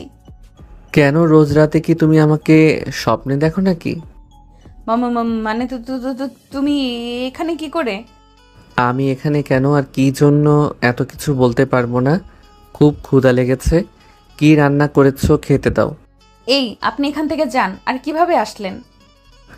ভালোবাসার মানুষটাকে দেখার জন্য এসেছি। এখানে যত ঝড় তুফানি আসুক না কেন, তাতে আমার কোনো কিচ্ছু যায় আসে না। আপনি যান বলছি এখান থেকে। কেন, না গেলে কি করবে? এটা বলে নীলার সামনে আসতে লাগলাম। তখন নীলা পিছাতে লাগলো। একসময় দেয়ালের সাথে ওর পিঠ ঠেকে যায়। তখন ও বলতে লাগলো, আপনি আমার সামনে আসছেন কেন এভাবে? কেন, আমি আমার বউয়ের কাছে আসছি। দেখুন, আমার খুব ভয় করছে। আমি নীলার কোমরটা হাত দিয়ে ধরে হ্যাঁচকে একটা টান দেই। নীলা আমার সামনে চলে আসে। ওর মায়াবী চোখ দুটো যেন আমাকে কিছু বলতে চাই। খেয়াল করলাম নীলার পেটের নাভিতে সুন্দর একটা তিল আছে। ফর্সা গায়ে তিলটা বেশ মানিয়েছে। লক্ষ্য করলাম নীলার ঠোঁট জোড়া কাঁপছে। নীলার 2 হাত শক্ত করে দেয়ালের সাথে জড়িয়ে ধরেছি, তার জন্য ও নড়তেও পারছে না। এই, আপনি আমার মুখের সামনে আসবেন না। আমার কেমন কেমন লাগছে। কেমন লাগছে বলো? প্লিজ ছাড়ুন বলছি, আমার হাত ব্যথা করছে। খেয়াল করলাম আমার হাতের চাপে ওর ফর্সা হাতটা রক্তের মতো লাল হয়ে গেছে। ইচ্ছে করছিল ওর ঠোঁট জোড়া নিজের দখলে করে নেই, কিন্তু ও যতদিন না নিজ ইচ্ছে ভাবে আমাকে ওর স্বামী হিসেবে মেনে নেয়, ততদিন আমি ওর প্রতি স্বামীর অধিকার দেখাবো না। তাই নীলাকে ছেড়ে দিয়ে বললাম, ঠিক আছে যাও, আমার ক্ষুধা লেগেছে, আমার জন্য খাবার আনো। ফাজিলটা এমন রোম্যান্টিকভাবে ধরেছে যে আমি ওর প্রতি দুর্বল হতে লাগলাম। ওর জন্য খাবার নিয়ে আসি। তখন ও বলল, খাবার খাইয়ে দাও। না, আমি পারবো না। খাবারটা খাইয়ে দিতে বললাম। আমি তোমার টিচার, এমনভাবে ধমক দিচ্ছ কেন? হ্যাঁ ম্যাম তো কলেজে, কিন্তু বাসায় তো বউ, তাই না? তুমি কি খাওয়াই দিবা নাকি আবার? দূর শয়তান পোলা, এরপর তোমাকে আমার খাইয়ে দেওয়া লাগছে। দেখেছো গরুর মতো খাচ্ছে। আমার যে ক্ষুধায় পেটটা ফেটে যাচ্ছে। নীলার মুখ দেখে বোঝা যাচ্ছে সারাদিন কিছু খাইনি, তাই প্লেটটা হাতে নিয়ে ওর মুখে খাবার দিতেই, না আমি খাবো না, এখন আপনি খান।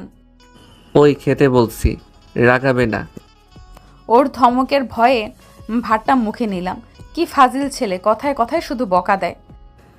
নীলাকে খাওয়াই দিয়ে বললাম, আজ আমি বাসায় যাচ্ছি না। তাহলে কি আপনার ফ্রেন্ডের বাসায় যাবেন? কেন? ওর বাসায় যাব কেন? তাহলে রাতে কোথায় যাবেন আর ঘুমাবেন? কেন? আমি তো বাসায় এসেছি আর ঘুমাবো আমার বউয়ের সাথে। কি? আমি আপনার সাথে ঘুমাতে পারবো না। দেখো, আমার বাহিরে শত্রু আছে। আপনি এত মারামারি করেন কেন? তাই জন্যই তো এত শত্রু। আর আপনার শত্রু হলে আমার কি? দেখো, আমার বা আমার পরিবারের ওরা ক্ষতি চায়। আমার কিছু করতে না পারলে ওরা যদি তোমার কিছু করে ফেলে, তাই আমি তোমাকে ছেড়ে কোথাও যাচ্ছি না। তার মানে আমি এখানে ঘুমাবো? আমি আপনার সাথে ঘুমাবো না। নীলা সামনে এসে ওর মুখটা চেপে ধরে বললাম, ঘুমাবি না? না মানে হ্যাঁ, না। ঠিক আছে, আমি সোফায় ঘুমাতে গেলাম, তুমি খাটে শুয়ে পড়ো। এটা বলে রুম থেকে চলে যাই। রাতে শুয়ে আছি, মধ্যরাতে খেয়াল করলাম নীলা আমার গায়ে একটা কম্বল দিয়ে কপালে একটা কিস করে চলে যায়। আমি জানি তুমিও আমাকে ভালোবাসো, কিন্তু বলতে পারছো না। তোমার মুখ দিয়ে ভালোবাসা কথাটা বের করবই আমি। সকালে নীলার রুমে এসে দেখি ও বাচ্চাদের মতো শুয়ে আছে। সূর্যের কিরণ ওর মুখে পড়তেই ওর মুখটার সৌন্দর্য দ্বিগুণ বৃদ্ধি পেল।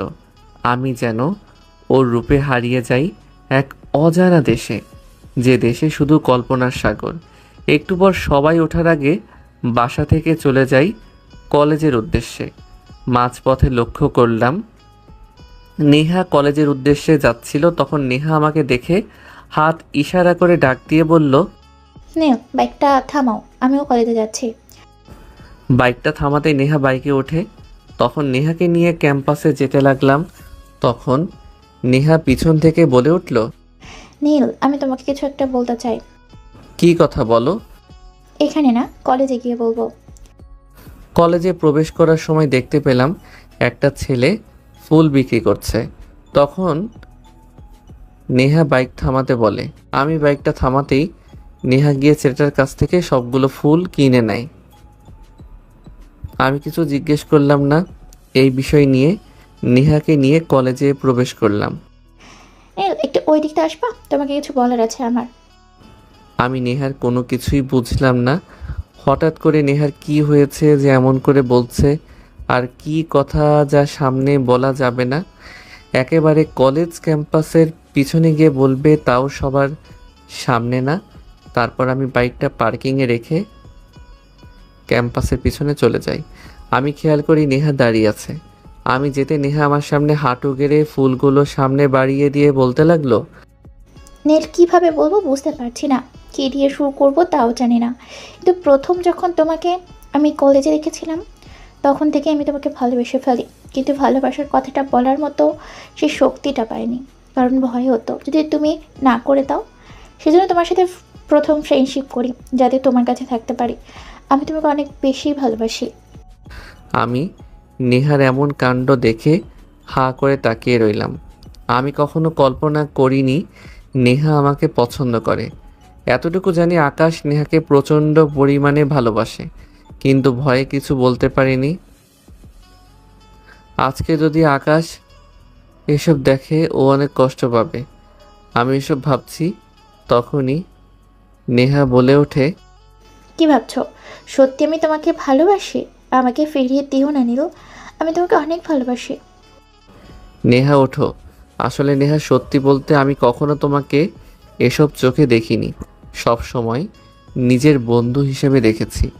আর বড় কথা, আমি ম্যারিড। আমার মুখে এই কথাটা শুনে নেহার চোখ জ্বলজ্বল করতে লাগলো। মনে হচ্ছে এখনই ওর চোখ দিয়ে পানি পড়বে। কি বলো তুমি এসব? কিন্তু আমি তো এসব কিছুই জানি না। তখন নেহাকে সব কিছু বলি, কিভাবে নীলার সাথে আমার কি হয়েছে। এরপরে নেহাকে বলি আকাশ ওকে অনেক ভালোবাসে। তখন নেহা চোখ মুছতে মুছতে ওখান থেকে চলে যায়। তখন পিছন থেকে আকাশ ডাক দেয়, কি রে নেহা, এভাবে কান্না করতে করতে চলে গেল কেন? তখন আকাশকে নেহার সাথে হয়ে যাওয়ার সব কথা খুলে বলি। তুই তো জানিস আমি কতটা ভালোবাসি নেহাকে। আমি নেহাকে বলেছি তোর কথা। এখন বলে কি হবে? ও তো তোকে ভালোবাসে, আমাকে না। তুই গিয়ে ওকে তোর কথাটা বল। এই সময় ওর একজন পাশে মানুষের প্রয়োজন। তুই ওর পাশে থাকলে ও তোকে মেনে নিবে। যাবো যদি? তোর শালা যা। আচ্ছা যাচ্ছি। এরপর আকাশকে জোর করে নেহার কাছে পাঠিয়ে দিয়ে শালাকে পাঠিয়েছে। আধা ঘন্টা হয়েছে, এখনো আসছে না। একটু পর খেয়াল করলাম শালা প্রায় আধা ঘন্টা পরে আমাদের কাছে এসেছে। মুখে দেখলাম হাসি লেগে আছে। তখন অনিক বলল, কি রে মামা, তোর তো মনে দেখি লাড্ডু ফুটতেছে, কাহিনী কি? না, বলবো না। কেন, কি হয়েছে? এমন ঢং না করে বল। না দোস্ত, আমার লজ্জা করে। ওকে মেয়েদের কাপড়ের ভেতর রেখে আয় তো। আরে এমন করে কেন বলছিস? আসলে মামা নেহা রাজি হয়েছে। শালা আকাশকে ধরে বললাম, চল। কোথায় যাব? শোনা গো আমার, কিছু বুঝে না ট্রিট দিবি, চল। এখনই দেওয়া লাগবে? তোর সাথে কি আমরা মজা করছি ভাবছিস? না দিলে দুইজন দুই হাত পা ধরে তুলে নিয়ে যাব। জানা হয়ে গেছে, তোর আমার পকেটটা খালি করার ধান্দায় আছিস। কলেজে আর ক্লাস করিনি। আকাশ অনেক সহ রেস্টুরেন্টে চলে যাই ওদের সাথে। আরও কিছু সময় কাটিয়ে বিকেলবেলা বাসায় চলে যাই। বাসায় ঢুকে দেখি তো আমি হাঁ করে তাকিয়ে আছি, কারণ পুরো বাড়ি জুড়ে অন্ধকার। বাসায় প্রবেশ করতে লাইট জ্বলে ওঠে। তখন উপরের রুমে যেতে লাগলে পিছন থেকে, দাঁড়াও বাবা, কোথায় যাচ্ছ? তোমার সাথে আমার বোঝাপড়া বাকি আছে। খেয়াল করলাম আম্মুর হাতে একটা লাঠি, পাশে মিনা দাঁড়িয়ে। তখন ভয়ে ভয়ে বলতে লাগলাম, কিসের বোঝাপড়া আম্মু? আমার বৌমা কোথায় সেটা বল। বললাম তো। আর কয়দিন পর কিছু বলতে না দিয়ে পিচ্ছি বলল, দেখেছো আম্মু, বললাম না ভাইয়া মিথ্যে বলবে। এসব কি শুনছি নীল তোর নামে? আমার আর কিছু বোঝার বাকি নেই শয়তান। পেতনিটা সব কিছু আম্মুকে বলে দিয়েছে। তখন আব্বু আবার বলল, কিরে কথা বলছিস না কেন? তুই নাকি বৌমাকে বাসায় আনতে চাসনি? কে এসব বলল? তো ঢং করিস না, মিনা সব বলেছে। তোর সাথে নীলার কি সম্পর্ক বল, আর আমার বৌমা কে? তুই কেন ঘরে আনলি না? আমার তো নীলাকে খুব পছন্দ হয়েছে। আমি না ঠিকই বলছো, মেয়েটা অনেক ভালো। আমার ঘরে আসলে আমাদের এই ছাগল ছেলেটাকে মানুষ করতে পারবে। না আপু, তোমার ছেলে ছাগল না গরু বলা দরকার। রুমের যে হাল করে রাখে। ওই পেতনি, তোকে কিন্তু আমাকে একটা ভেঙচি দিয়ে আম্মুর পিছনে লুকিয়ে যায়। তখন হঠাৎ করে আমার ফোনে একটা কল আসে। হ্যালো, কে? হা হা হা, তোর জম বলছি, আমি ডেভিল। কি ভেবেছিস তোকে আমি এত সহজে ছেড়ে দিব না? এত সহজে না। তোকে 12 ঘন্টা সময় দিচ্ছি, এর মধ্যে তুই যদি না আসিস তাহলে তোর বউকে আমি শেষ করে দিব। ডেভিল, তোকে আমি ছাড়বো না। আমার নীলার যদি কিছু হয় তোকে আমি কেটে কুকুরকে খাওয়াবো। কি হয়েছে? আব্বু, নীলাকে ডেভিল তুলে নিয়ে গেছে। ও কোথায় আছে বলছে না। আমি কিছু জানি না, তুই যেভাবে হোক আমার বৌমাকে বাঁচিয়ে আন। আমি পুলিশকে কল করে সব কিছু বলছি। দাঁড়াও, আমি আকাশ আর অনিককে কল করি, তুমি পুলিশ নিয়ে রেডি থাকো। তখন আমি আকাশ আর অনিককে কল করে সব কিছু বলি। ওরা কিছু সময়ের মধ্যে চলে আসে। এখন কি করবি? তুই তো ঠিকানাও জানিস না। আমি নীলার ফোনে একটা ট্র্যাকিং অ্যাপ নামিয়ে রেখেছি, তাই ওর লোকেশন আমরা খুঁজে পাবো। আমি লোকেশন দেখি আমাদের কলেজের পিছনের পুরনো বাড়িতে। এটা তো আমাদের কলেজের পিছনে।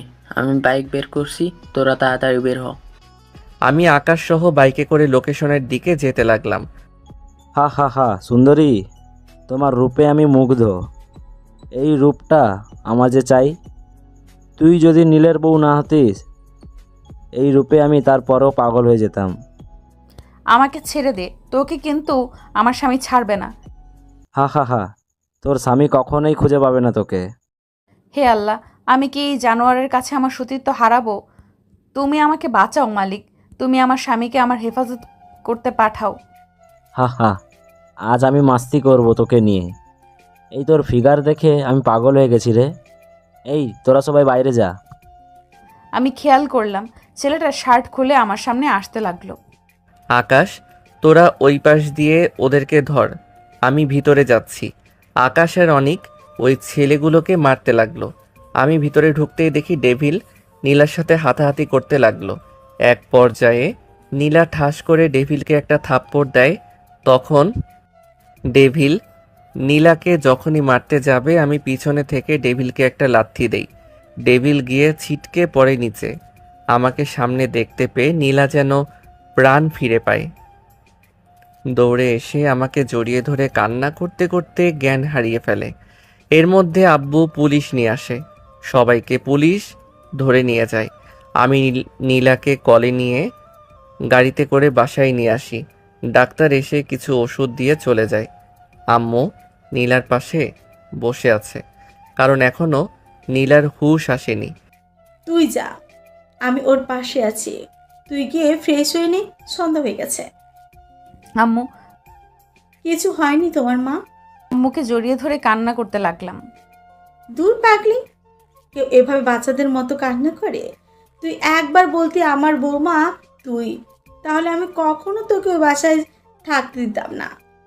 নীলার চিৎকার শুনে আম্মুর রুমে দৌড়ে এসে দেখি নীলা আম্মুকে জড়িয়ে ধরে কান্না করছে। তখন আম্মু বলল, নীলাকে তোর রুমে নিয়ে যা, ওর এখন বিশ্রামের প্রয়োজন। আম্মু এটা বলে নিচে চলে যায়। আমি নীলার পাশে গিয়ে বললাম, এখন কেমন লাগছে? ভালো। আমি নীলাকে কোলে নিতেও বলে উঠল, এই কি করছো? আমাকে নামিয়ে দিন, আমি বাসায় যাব। এই মেয়ে, একদম চুপ, একটা কথা বলবা না। এখন থেকে তুমি এখানে থাকবে। আমি আকাশ আর অনিককে বলেছি, ওরা তোমার সব জিনিস নিয়ে আসবে। এই শয়তান পোলা আমার বুঝি লজ্জা করে না? এই পিচ্চি ছেলে শুধু আমাকে ভয় দেখায়। এই শোনেন না, হয়েছে কি বলো? আমার না এত বড় রুমে ঘুমাতে ভয় করছে। তো এখন কি করব? আমি বলছি আমার সাথে আপনিও ঘুমান, কিন্তু শর্ত আছে, মাঝখানে কোলবালিশ থাকবে। এটা তো মেঘনা চাইতে জল। আমার মনে তো শুধু লুঙ্গি ড্যান্স করছে। আমি খাটে এসে শুয়ে পড়ি। নীলা খাটের মাঝখানে একটা বালিশ দিয়ে শুয়ে পড়ে। রাতে প্রচণ্ড পরিমাণ ঝড় আসে। ঝড়ে বিদ্যুতের শব্দে নীলা আমাকে জড়িয়ে ধরে ভয়ে। ইস, রাতে আমি মনে হয় ওনাকে জড়িয়ে ধরে শুয়েছিলাম। কি যে লজ্জা লাগছে। তখনই দেখি কেউ ভেতরে প্রবেশ করছে। ভাবি, তুমি উঠেছো? জানতাম তুমি উঠবে। কেন তোমার ভাই উঠবে না? বাংলাদেশের যুদ্ধ লাগবে, ওর খবর থাকবে না। তুমি বলছো ওর ওঠার কথা? তোমার ভাই অনেক ফাজিল, তাই না? আমি ঘুমের ভান করে মিনার সব কথাই শুনছি। মিনা, পেতনি, তোকে আমি ছাড়ছি না। আমার নামে মিথ্যা অপবাদ দিস তুই আমার একমাত্র বউয়ের কাছে। ছাড়ো তো আমার গাধা ভাইটার কথা। তোমাকে আম্মু নিচে নাস্তা করতে ডাকছে। তোমার ভাই গাধা। তাই না তো কি? আমি এটাই। ভাবিও তোমাকে পটালো কি করে? একটু পর খেয়াল করলাম নীলা ও মিনা নিচে চলে যায়। তারপর আমি বিছানা ছেড়ে উঠি। ওয়াশরুমে গিয়ে ফ্রেশ হয়ে নিচে এসে দেখি নীলা নেই। চারপাশে নীলাকে খুঁজে না পেয়ে আম্মুকে জিজ্ঞেস করতেই, ও নীলামা, ও তো মিনাকে স্কুলে দিয়ে যেতে গেল, আর এখানে নাকি ওর কিছুই নেই, তাই বাসা থেকে রেডি হয়ে বিকেলে চলে আসবে। তুই বিকালে ওকে নিয়ে আসিস। এটা বলে আম্মু চলে যায়। কিছু সময় পর আম্মু নাস্তা দেয়, নাস্তা করে রুমে আসি। রুমে এসে রেডি হয়ে নীলার বাসার উদ্দেশ্যে রওনা দিই। যাওয়ার সময় দেখি আকাশ ও অনিক আমার দিকে আসছে। কে রে মামা, কোথায় যাচ্ছিস তুই? এই তো নীলা নাকি ওর বাসায় গিয়েছে, তাই ওকে নিয়ে আসবো। আর তোদেরকে যে বলেছি ও সব কিছু নিয়ে আসার জন্য, কি করেছিস? আরে আমরা লোক পাঠিয়ে দিয়েছি, সব কিছু অলরেডি প্যাকিং করে মনে হয় তোর বাসায় পৌঁছে দিয়েছে। তা তো বুঝলাম, কিন্তু তোরা সকালবেলা হঠাৎ করে আমার বাসার দিকে? হ্যাঁ মামা, আসলে তোকে একটা খবর দিতে এসেছি। কি খবর বল? না, আমার খুব লজ্জা করছে। এই আকাশ, তুই বল না। আহা শোনা গো আমার, সেদিন তো খুব বড় করে আমার কথা বলেছিস। আসলে মামা হয়েছে কি, ওই শালার আগামীকালকে এঙ্গেজমেন্ট হবে, তাই পার্টি দিয়েছে। তাই সন্ধ্যায় তুই ভাবিকে নিয়ে পার্টিতে যাবি।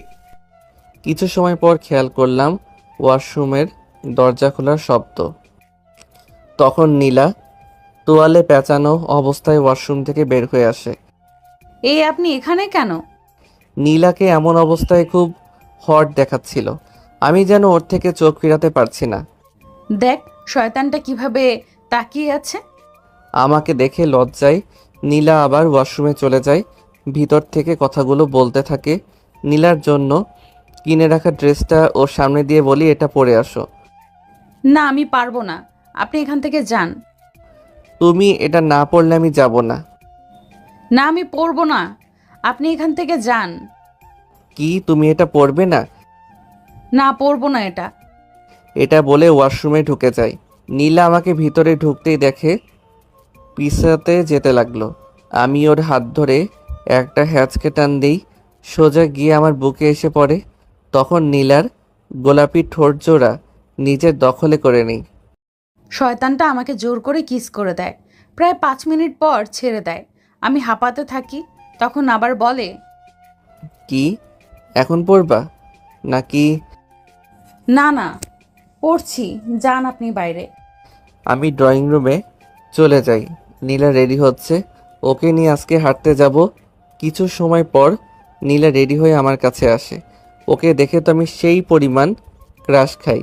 একটা মানুষ এত সুন্দর কি করে হয়? আমি হাঁ করে ওর দিকে তাকিয়ে আছি। কি আজব রে, এইভাবে এলিয়েনের মতো তাকিয়ে থাকার কারণ কি?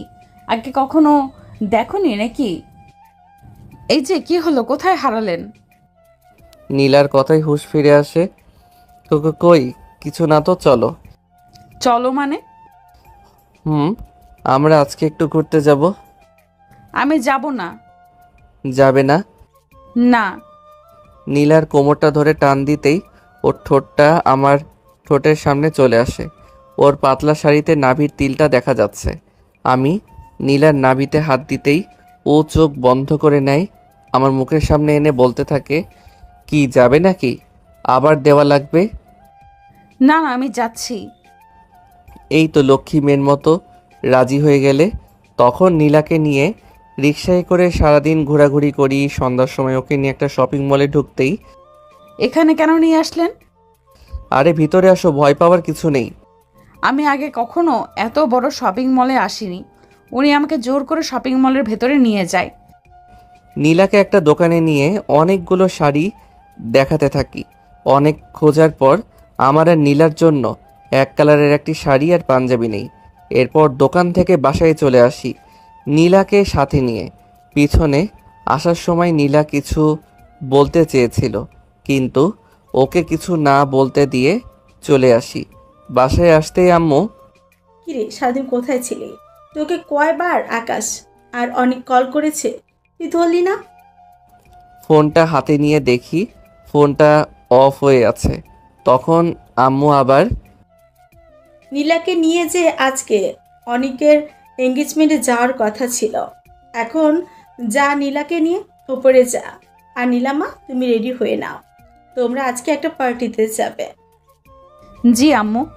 আমি আম্মুর রুমে গিয়ে আমার আগের কোন ড্রেসটা নতুন আছে দেখছি, কারণ ওখানে সবাই বড়লোকের ছেলে মেয়েরা যাবে, কিন্তু আমার তো কোনো দামি ড্রেস নেই। তখনই দেখি দরজা খোলার শব্দ। তুমি আম্মুর রুমে কি করো? আমি তো আম্মুর রুমে সব কিছু রাখছি। এটা বলা মাত্র শয়তানটা রাগে চোখে আমার দিকে তাকালো। আমি ভয়ে বললাম, কেন, কি হয়েছে? নীলার হাত ধরে টান দিয়ে উপরে আমার রুমে নিয়ে আসি। নীলাকে রুমে নিয়ে এসে শপিং মল থেকে আনা শাড়িটা দিয়ে বলি, এটা গিয়ে পরে আসো। না, আমি যাব না। নীলার হাতটা দেয়ালের সাথে চেপে ধরতেই বলে ওঠে, আউচ, প্লিজ ছাড়ুন, ব্যথা করছে। নীলার ফর্সা হাত চেপে ধরার কারণে ওর হাত লাল হয়ে যায়। না, আগে বলো পরে আসবে। আপনি ছাড়ুন, আমি যাচ্ছি। নীলা ওয়াশরুমে চলে যায় ড্রেস চেঞ্জ করতে। আমি রুমে বসে ব্যাগ থেকে নীলার সাথে ম্যাচিং করা পাঞ্জাবিটা নিয়ে পরে নিচে এসে অপেক্ষা করতে থাকি। একটু সময় দেখলাম নীলা নীল শাড়িটা পরে নিচে নামছে। ওকে দেখতে একদম পরীর মতো লাগছে। আমি তো ওর দিক থেকে চোখ ফেরাতে পারছি না। নীলাকে নিয়ে গাড়ি করে অনেকের পার্টিতে চলে যাই। ওখানে পৌঁছে দেখি অনেক দাঁড়িয়ে আছে। আমাকে দেখতেই কাছে এসে বলল, তোরা এখন আসার সময় হলো? আমার কাজিনরা সবাই তোকে দেখার জন্য দাঁড়িয়ে আছে। আমি নীলাকে একটা টেবিলে বসিয়ে দিয়ে অনেকের কাজিনদের সাথে দেখা করতে গেলাম। আমি খেয়াল করলাম আমি মেয়েগুলোর কাছে যেতেই তখনই নীলা আমার পিছু পিছু আসতে লাগলো।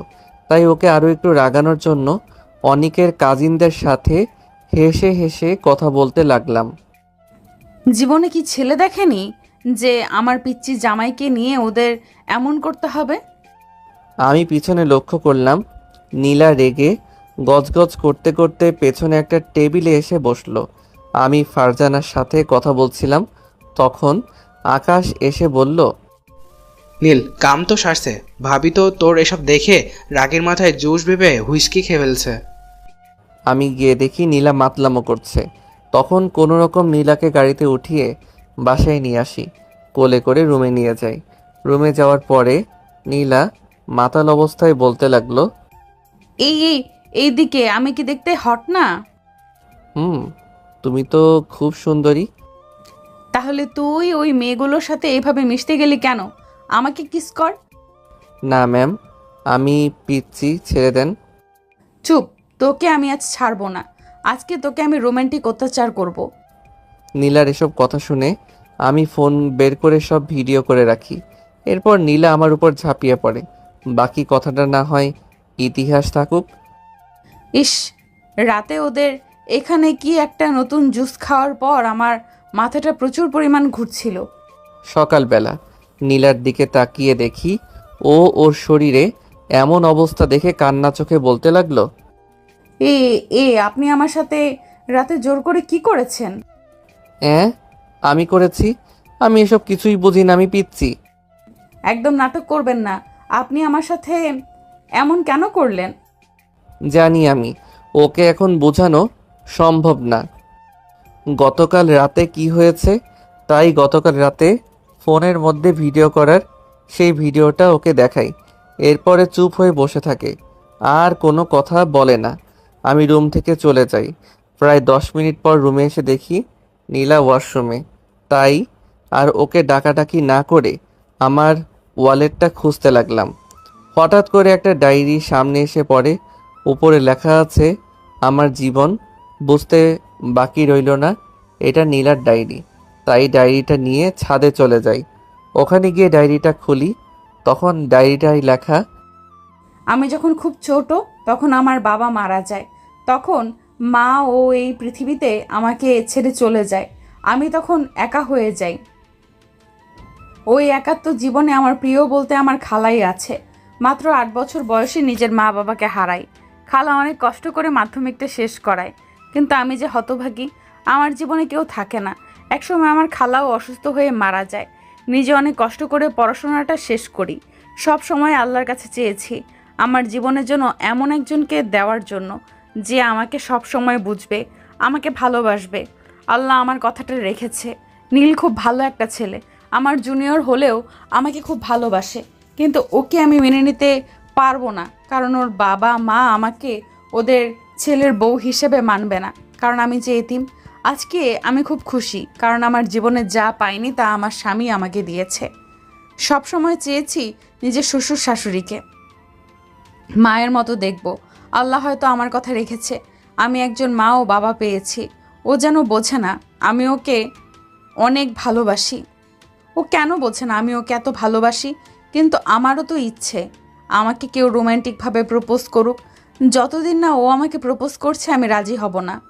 বলে দিলাম শয়তান পোলা। লাস্ট পেজ, আর কিছু লেখা নেই। নীলার জীবনে অনেক কষ্ট, তাই ওয়াদা করলাম কখনো ওকে কষ্ট পেতে দিব না। নীলার জন্য অনেক আগে একটা ডায়মন্ড রিং কিনে রেখেছিলাম। ওটা বের করে হাতে নিয়ে রুমের দিকে পা বাড়াই। রুমে গিয়ে দরজা নক করে ভিতরে প্রবেশ করতেই দেখি নীলা রেডি হচ্ছে কলেজে যাওয়ার উদ্দেশ্যে। ওর সামনে এসে বললাম, চোখ বন্ধ করো। কেন? তোমাকে চোখ বন্ধ করতে বলেছি। না, করব না বন্ধ। ওই তুই চোখ বন্ধ করবি? কোমরটা চেপে ধরে বললাম। করছি তো, এমন রাগ দেখান কেন? আমিও কলেজে দেখাবো শয়তান পোলা আমি কি করতে পারি। নীলা চোখ বন্ধ করতেই আমি ওর সামনে হাঁটু গেড়ে বসে বলতে লাগলাম, যদি কখনো হারিয়ে যাই ওই দূর তারার দেশে, তখনও কি তুমি খুঁজবে আমায় হাত বাড়িয়ে ভালোবেসে?